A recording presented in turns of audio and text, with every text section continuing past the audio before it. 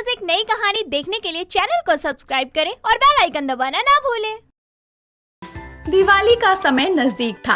प्रिया अपने पति अभिनव के साथ घर की दीवारों को रंगने में लगी थी और उसकी सास कुसुम जमीन पर पोछा लगा रही होती है। पूरा परिवार दिवाली के मौके पर घर की सफाई में लगा था। तभी कुसुम का फोन आता है, जिस पर उसकी बेटी कीर्ति का कॉल था। वो कॉल को उठाकर बोलती है, हेलो, कैसी हो कीर्ति बेटी? अच्छी हूँ माँ, आप बताओ कैसी हो? और भाई भाभी कैसे हैं? सब ठीक है बेटी, दिवाली आ रही है ना, तो उसी की सफाई में लगे हैं। अच्छा माँ, मैं सोच रही थी इस दिवाली वहाँ आ जाऊँ, एक दिवाली मायके में भी मना लूँ। अरे ये तो बहुत अच्छी बात है, इसमें सोचना क्या, तेरा ही घर है, आजा। कीर्ति इतना बोलकर कॉल को कट कर देती है, जिसके बाद कुसुम सबको बताते हुए बोलती है, बहू कल कीर्ति आ रही है तो उसकी पसंद का खाना बना लियो। पर माँ जी, घर में तो चारों तरफ रंग फैला हुआ है। एक काम करते हैं, कल दीदी आएगी ना, तो पहले उन्हें साथ लगाकर घर का सारा काम खत्म कर लेंगे, फिर शाम को मैं उनकी पसंद का सारा खाना बना दूंगी। अरे बेटी आ रही है घर, तो आते ही उससे सफाई करवाऊं? नहीं नहीं, वैसे भी ये उसका घर थोड़ी है, वो पराई हो चुकी है अब, और इस घर की बहू तू है, तो सब तुझे ही देखना पड़ेगा। हाँ हाँ, क्यों नहीं। पहले ही आपकी बेटी किसी काम की नहीं है, ऊपर से मेरे सर पर तांडव करने के लिए बिठा दो उसे। अरे कोई नहीं प्रियू, मैं हूँ ना, मैं करूँगा तुम्हारी मदद। अच्छा अच्छा, चलो काम खत्म करे, वरना कल तक सारा घर यूं ही बिखरा रहेगा। जी माँ जी। तीनों मिलकर घर का सारा काम खत्म करके चैन की सांस लेते हैं। सभी लोग बहुत थके हुए थे।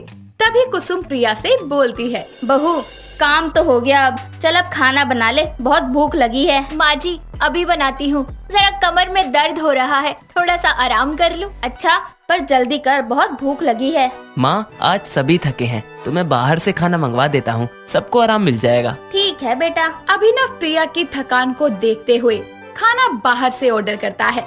ये देखकर प्रिया उससे बोलती है, आज तो आपने देख लिया ना कि इस घर में किसी को मेरे दर्द की नहीं पड़ी है, और माँ जी उन्हें तो बिल्कुल नहीं। और कल जब दीदी आ जाएगी, फिर देखना सारा काम मेरे माथे मंड देंगी, और मैंने अगर कुछ कहा तो कलेश हो जाएगा। पता नहीं ये दिवाली कैसी होगी, खुशियों वाली या फिर कलेश वाली। अरे बेबी, कुछ दिनों की बात है और त्योहार का टाइम है, क्यों ऐसी बात करके घर का माहौल खराब करना। और अगर वो कुछ बोले तो तुम चुपचाप रहकर बात को खत्म कर देना। ठीक है बाबा, जैसा आप कहोगे वैसा ही करूँगी। बाकी तो आप अपनी बहन को अच्छे से जानते ही हैं। अभिनव खाना मंगवा लेता है, जिसके बाद सभी खाना खाकर सो जाते हैं। अगले दिन सुबह कीर्ति घर आती है और अपनी माँ को गले लगाते हुए बोलती है, माँ सच्ची अपने घर जैसी बात कहीं नहीं, पता है मैं कितना तड़पती रहती हूँ यहाँ आने के लिए। अरे तो बेटी ये तेरा ही तो घर है, जब मन करे तब आया कर, सोचा मत कर अपने ही घर आने के लिए। मुझे भी ऐसे ही बोल दिया करो ना सासू माँ, जा बहू अपने मायके घूमा, सोचा मत कर। लेकिन नहीं, मैं तो घर की बहू हूँ, बेटी के लिए अलग रूल और बहू के लिए अलग रूल। हाँ माँ, पर अब ये घर भाभी का है, वो इस घर की बहू है, और शादी के बाद लड़कियाँ मेहमान ही होती हैं, इसलिए मैं भी बस मेहमानों की तरह कुछ ही दिन के लिए आई हूँ।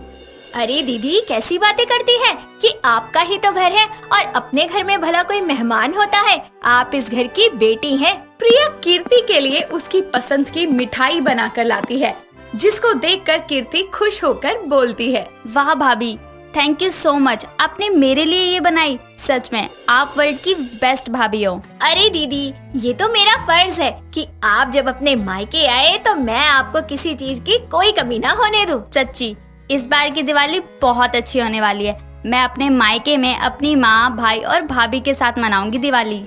जी दीदी, मैं सच कहूँ तो बड़ी खुश हूँ मैं तो कि आप इस बार हमारे साथ दिवाली मना रही हैं। इस बार दीदी के स्वभाव में थोड़ा बदलाव है। शाम होने पर अभिनव घर आता है और अपनी बहन को देखकर बहुत खुश होता है।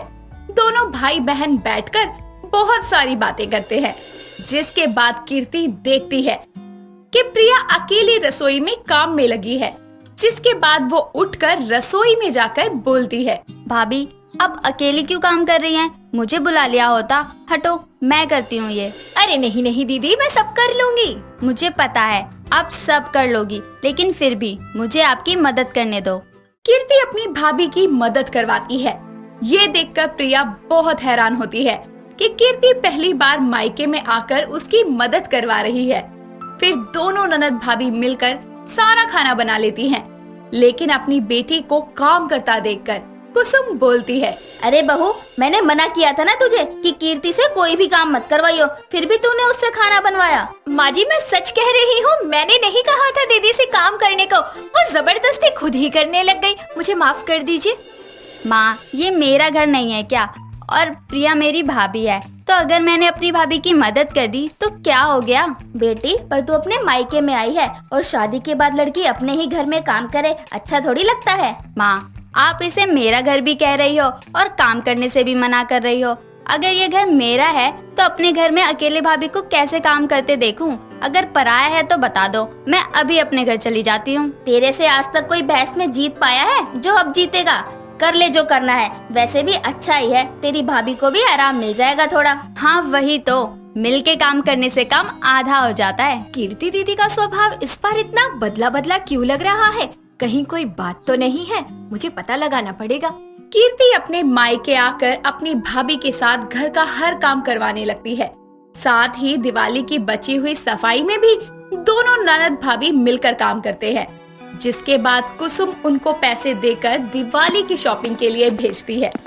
दोनों ननद भाभी मार्केट जाकर अपने घर को सजाने के लिए डेकोरेशन के सामान लेती है, जिसके बाद दोनों साथ मिलकर पूरे घर को फूलों और रंग बिरंगी लड़ियों से सजाती है।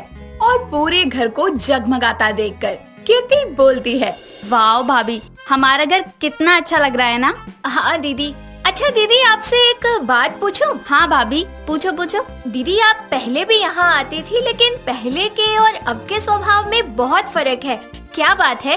कोई दिक्कत है क्या? कुछ चाहिए आपको? नहीं भाभी, मुझे कुछ नहीं चाहिए। वो मुझे इस बार समझ आ गया है कि अगर हमें इज्जत चाहिए तो हमें पहले इज्जत देनी भी पड़ती है। मतलब दीदी? मतलब भाभी, जैसा बिहेव मैं आपके साथ करती थी वैसा ही जब मेरे साथ हुआ तब मुझे अकल आई कि जैसा मैं करूँगी वैसा ही तो भरूंगी। दीदी, आपको कोई दिक्कत परेशानी है आपके ससुराल में तो मुझे बताइए, मैं आपके भैया से बात करूँगी।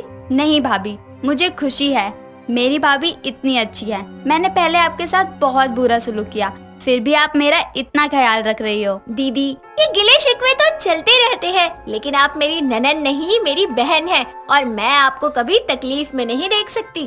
प्रिया की ये बातें सुनने के बाद कीर्ति उसको गले लगा लेती है और दोनों ननद भाभी को गले लगता देखकर अभिनव बोलता है, अरे वाह, मुझे तो लगा था अब तक दोनों ने एक दूसरे का सर फोड़ दिया होगा, लेकिन यहाँ तो सीता गीता फिल्म चल रही है। भैया क्या है, आपको तो बस यही लगता रहता है कि हमेशा लड़ती रहती हूँ मैं। अरे नहीं मेरी बहन, लेकिन इस बार तेरा बदला हुआ रूप देखकर सच में बहुत अच्छा लगा। तुम दोनों ननद भाभी ऐसे ही खुशी खुशी रहो, यही चाहता हूँ मैं तो। भैया, मुझे समझ आ गया है कि अगर हमें कुछ बदलना है तो पहले शुरुआत खुद से करनी चाहिए। इसलिए मैं कभी भी भाभी से लड़ा नहीं करूँगी और हमेशा उनकी अच्छी सहेली बनकर रहूंगी। चलो, दिवाली के दिन हमारे घर की दोनों लक्ष्मी खुश हैं, इससे अच्छी बात और क्या हो सकती है? अरे बस भी करो अब आप दोनों, आज दिवाली है, चलो जल्दी से तैयार होकर पूजा करें और फिर पटाखे फोड़े। प्रिया कीर्ति को अपने हाथों से तैयार करती है, जिसके बाद दोनों ननद भाभी एक साथ पूरे परिवार के साथ मिलकर लक्ष्मी पूजन करते हैं और दिवाली का त्योहार मनाते हैं। इसी के साथ ही वो पटाखे फोड़ते हैं और दिवाली की आतिशबाजी का आनंद उठाते हैं। रिधिमा एक कामचोर लड़की थी। एक दिन उसकी शादी अरमान मलिक से हो जाती है। रिधिमा के ससुराल में उसकी सास मोना मलिक और ससुर जुगनू मलिक रहते थे। उसकी सास मोना भी उसी की तरह काम में थोड़ी ढीली होती है। दोनों सास बहू में काम को लेकर तू मैं होती ही रहती है। एक दिन रिधिमा सोफे पे आराम कर रही होती है, तभी उसकी सास मोना उसके पास आकर बोलती है, अरे बहू, नाश्ता नहीं बनाया क्या? अरे भूखा ही रखेगी क्या आज दिन भर?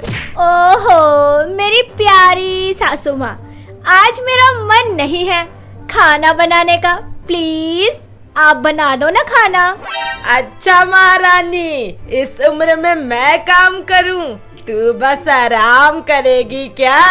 सासू माँ, आप भी आराम कर लो, काम वाली किस लिए है? बात तो तेरी बिल्कुल सही है, पर कभी तू भी तो कुछ काम कर लिया कर। सासू माँ, मुझे नहीं करना काम, मैं तो करूँगी बस आराम। इस तरह रिधिमा सोफे पे आराम करते हुए टीवी देखती रहती है और उसकी सास मोना भी अपनी सहेलियों के साथ वीडियो कॉल करने में लग जाती है। और तभी अरमान नाश्ते के लिए अपनी माँ मोना और बीवी रिधिमा को आवाज लगाता है। माँ, रिधिमा, जल्दी से नाश्ता लगा दो, आज ऑफिस जल्दी जाना है। अरे वो दोनों आराम कर रही हैं, तू भी फ्रिज में से लेके कुछ खा ले, यहाँ सब काम वाली के भरोसे ही रहता है। पापा, मैं कब से आवाज लगा रहा हूँ यार, कोई सुन ही नहीं रहा। वो दोनों मोबाइल और टीवी में मगन है, कभी भूकंप भी आ जाए ना तो हिलेंगी नहीं दोनों सास बहू। देखो पापा, ये गलत बात है इन दोनों की। एनीवे, मैं ऑफिस चला जाता हूँ और वहीं से कुछ खा लूंगा, लेकिन सही नहीं है ये बात इनकी, मैं फिर बोल रहा हूँ। इस तरह बिना नाश्ता किए ही अरमान ऑफिस के लिए निकल जाता है। कुछ देर बाद उसके पिता भी ऑफिस के लिए निकल जाते हैं। वहीं सास बहू में काम को लेकर अक्सर तू मैं चलती ही रहती है, पर काम कुछ नहीं होता।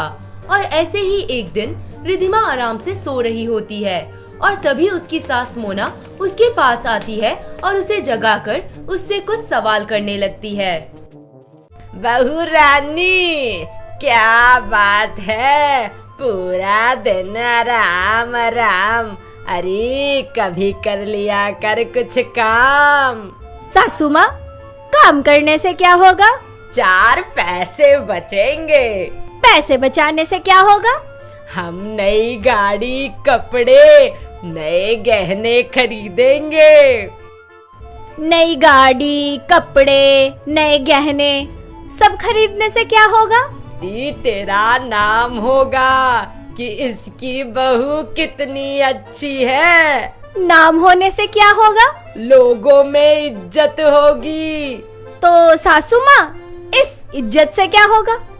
अरे इज्जत होगी, रुपया पैसा होगा, हम नई फैक्ट्री खोल लेंगे। हाँ। तो उस नई फैक्ट्री को खोलने से क्या होगा? अरे तेरे बच्चों का फ्यूचर बनेगा। अच्छा, इससे क्या होगा? फिर ऐशो आराम में चैन की नींद आएगी। वो तो मुझे अब भी आ रही है, खामा मेरे 15 मिनट बर्बाद कर दिए। बात तो तेरी बिल्कुल सही है, इतने पैसे कमा कर और मेहनत करके भी करना आराम ही है, तो अभी क्यों नहीं। बहू, तूने तो मेरी आंखें ही खोल दी। चलो अब मैं भी थोड़ा आराम कर लेती हूँ।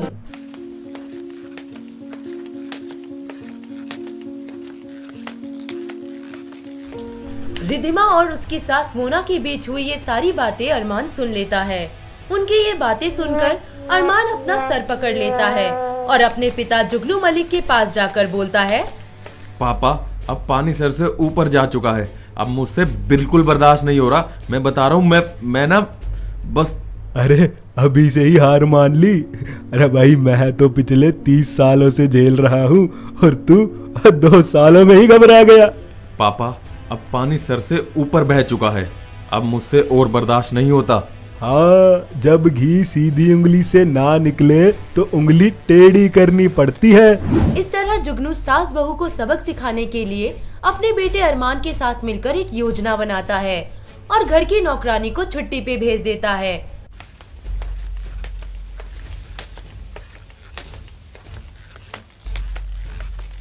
साथ ही वो दोनों बीमार होने और नौकरी छूट जाने का ड्रामा करने लगते हैं। अरे भाई, सुनती हो, मुझे नौकरी से निकाल दिया, आज मेरे सर में भी बहुत दर्द हो रहा है। अजी क्या कह रहे हो, तुम भी ना बैठो आराम से, बहुत काम कर लिया, अरमान है ना। सही कह रही हो। तभी वहाँ अरमान भी आ जाता है।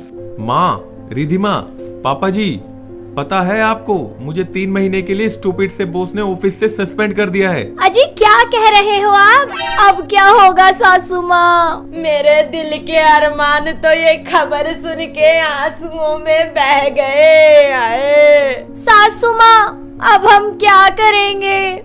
इस तरह रिधिमा का पति अरमान और उसके ससुर जुगनू उन्हें यकीन दिला देते हैं कि अब घर के हालात बहुत खराब हो चुके हैं। अब दोनों सास बहू के ऊपर ही घर की जिम्मेदारी आ जाती है। पहले दोनों के बीच काम को लेकर झगड़ा होता है, पर धीरे धीरे दोनों काम को आपस में बांट लेती हैं। बहू, मैं खाना बना रही हूँ, तू टेबल पे खाना लगा के बर्तन धो लियो। जी सासू माँ, बस पोछा लगा लूं, फिर करती हूँ। अपनी बीवी रिधिमा और माँ मोना को इस तरह काम करते देख अरमान मुस्कुराने लगता है और तभी उसके पिता जुगनू बोलते हैं, अरे मुस्कुरा क्या रहा है, अब सच बता देते हैं। नहीं पापा, अभी नहीं, थोड़े दिन और रुक जाओ। चल ठीक है, जैसा तू कहता है। हाँ, अभी इन्हें थोड़ी और मेहनत करने दो, तब समझ आएगा इन्हें। इसी तरह दिन बीतते जाते हैं और रिधिमा की सास मोना और रिधिमा घर का सारा काम करने लगती हैं। एक दिन रिधिमा की सास मोना उससे कहती है, अरे रिधिमा, तू कोई जॉब ढूंढ ले। अरे घर का खर्चा कैसे चलेगा, सब लोग बीमार पड़े हैं। हाँ माँ जी, आप बिल्कुल सही कह रहे हो, मैं भी यही सोच रही थी। पिताजी और इनकी तबीयत बहुत खराब है। तभी वहीं रिधिमा का ससुर जुगनू आ जाता है। वो अपनी बीवी मोना और अपनी बहू रिधिमा को सारी बात बता देता है कि कैसे उसने और उसके बेटे अरमान ने उन दोनों कामचोर बहू और सास को मेहनत करने का महत्व समझाने के लिए ये सब नाटक रचा। दोनों सास बहू सारी बात समझ जाती हैं और भविष्य में कभी भी काम चोरी ना करने का वादा भी करती हैं। अगर आपको ये वीडियो पसंद आया हो तो इसे लाइक कीजिए, चैनल सब्सक्राइब कीजिए और कमेंट करके बताइए कि भविष्य में आप कौन सी कहानी देखना पसंद करेंगे।